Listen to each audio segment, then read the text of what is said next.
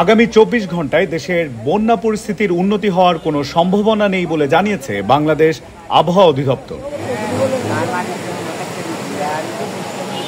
সেই সাথে দেশের বিভিন্ন জায়গায় ভারী থেকে অতি ভারী বৃষ্টিপাতের পাশাপাশি চট্টগ্রাম অঞ্চলে পাহাড় ধসের সম্ভাবনার কথা জানিয়েছে প্রতিষ্ঠানটি।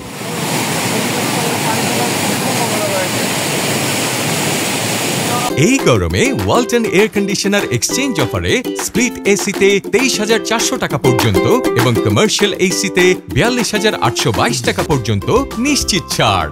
Walton air conditioner, comfort without compromise.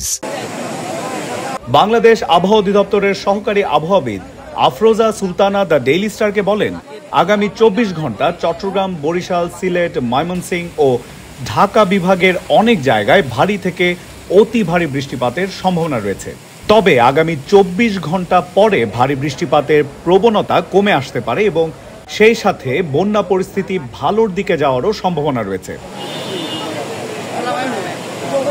বন্যা পূর্বাভাস ও সতর্কীকরণ কেন্দ্রের দেয়া তথ্য মতে গত ২৪ ঘন্টায় দেশের উত্তর পূর্বাঞ্চল, পূর্বাঞ্চল ও দক্ষিণ পূর্বাঞ্চলের বন্যা কবলিত জেলাগুলোর সার্বিক পরিস্থিতি আরও অবনতি হয়েছে।